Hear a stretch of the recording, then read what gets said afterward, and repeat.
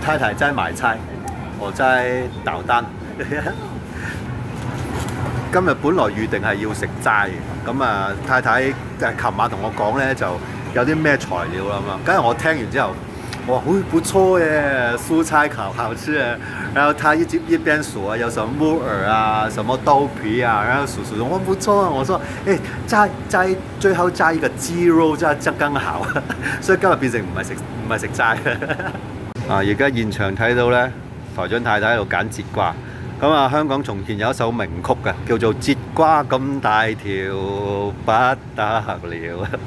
哇，有感覺啊，有感覺。哪一根比較好吃？今晚你想要吃哪一根？吃哪一根？對啊，這根嗎？好啊。好，就這根咯，還是這根？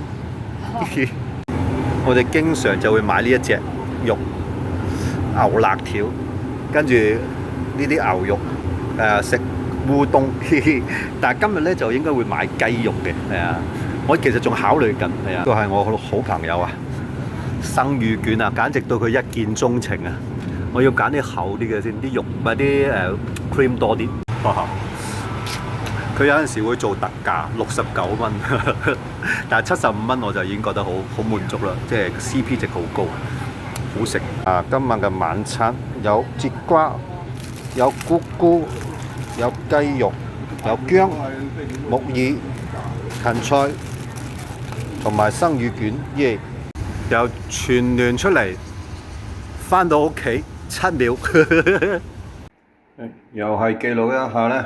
台長夫人咧處理晚餐嘅時候啦，台長每一次見到台長夫人拎起鉸剪咧，都會默默咁告訴自己要好好做人啊，安全第一。台長太太，我對你係忠貞不二嘅，我絕對唔會咧做一啲出軌嘅行為，請你相信我啦。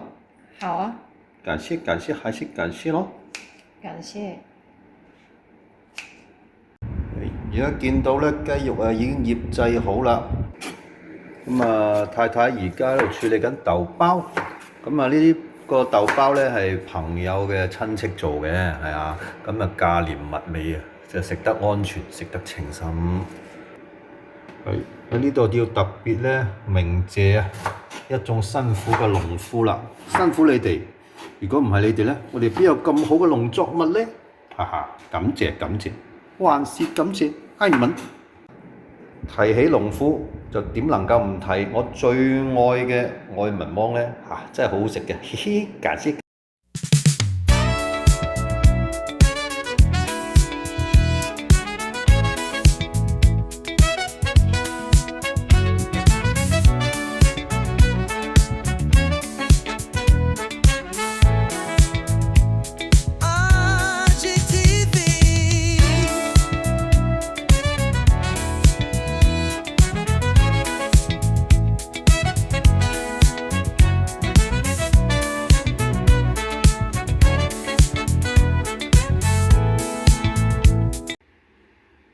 正所謂未經一番寒徹骨，哪得梅花撲鼻香。